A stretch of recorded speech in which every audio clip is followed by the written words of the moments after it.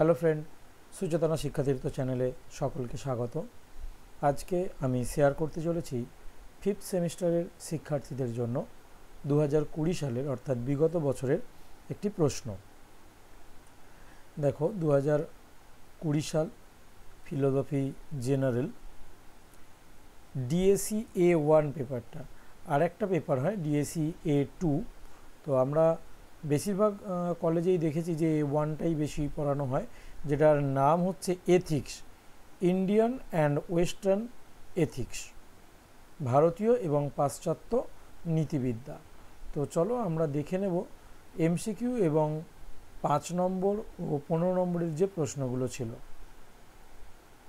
MCQ প্রশ্নগুলো আমি আর পড়ে দিচ্ছি না, কারণ অনেক সময় লাগবে। আমি ভিডিওটা ছোট করার জন্য কেবলমাত্র 5 নম্বর আর 15 নম্বরেরগুলোই পড়ে দেব। তোমরা অবশ্যই জানিয়ে রাখি, এই এমসিকিউগুলোর সমাধান আমি আর কিছুদিনের মধ্যেই নিয়ে আসব। তো তখন এমসিকিউগুলোর সমাধান তোমরা পেয়ে যাবে। এখন জাস্ট প্রশ্নগুলো দেখে রাখো, আর অবশ্যই নিজেরা যদি সাজেশান করো তখন অবশ্যই কাজে লাগবে প্রশ্নগুলো।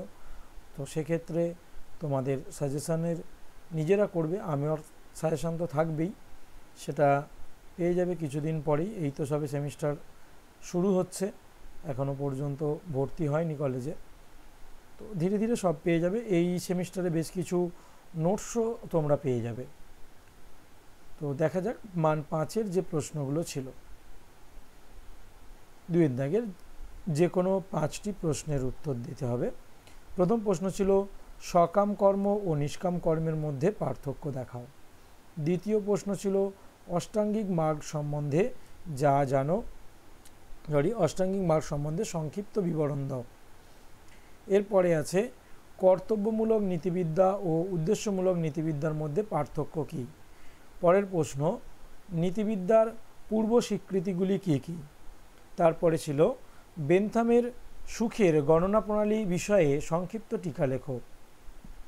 তারপরের প্রশ্ন কর্তব্যের জন্য কর্তব্য, এই তত্ত্বটি সংক্ষেপে ব্যাখ্যা করো। তারপরে সংক্ষেপে সংশোধনাত্মক শাস্তিতত্ত্ব ব্যাখ্যা করো। সুতরাং স্বাভাবিকভাবেই বলা যায় যে এবছরে কিন্তু সংশোধনাত্মকটা খুব ইম্পর্টেন্ট 15 নম্বরের জন্য। এবং 5 নম্বরের শেষ প্রশ্ন ছিল উদাহরণসহ নৈতিক ক্রিয়া ও অনৈতিক ক্রিয়ার মধ্যে পার্থক্য করো। এই গেল 5 নম্বরের প্রশ্নগুলো। এরপরে আমরা আসছি মান 15। মান 15 অর্থাৎ দুটো প্রশ্নের উত্তর লিখতে হবে। প্রথম প্রশ্ন যেটা ছিল 4টি আর্য সত্য কি, বিস্তৃত বিবরণ দাও। তো এই বিস্তৃত বিবরণের মধ্যেই আবার একটা দেখো, একটু আগে যে প্রশ্নটা ছিল অষ্টাঙ্গিক মার্গ, সেটা কিন্তু এর মধ্যেও পড়ে যাচ্ছে। চলো তারপরের প্রশ্ন মিলের উপযোগবাদ ব্যাখ্যা ও বিচার করো। 4 ভাগ নীতিতত্ত্ব ব্যাখ্যা ও বিচার করো। এবং শেষ প্রশ্ন শর্তহীন অনুজ্ঞা বলতে কি বোঝায়, এটি সদিচ্ছার সঙ্গে কিভাবে সম্পর্কিত, কান্টের মতে চুরি করা অন্যায় কেন। এই ছিল গতবারের প্রশ্ন। তো ইংলিশ ভার্সানটাও দিয়ে দেওয়া যাক, দেখে নাও ইংলিশ ভার্সানটায় কী ছিল। আমি ধীরে ধীরে দেখিয়ে দিচ্ছি এটা।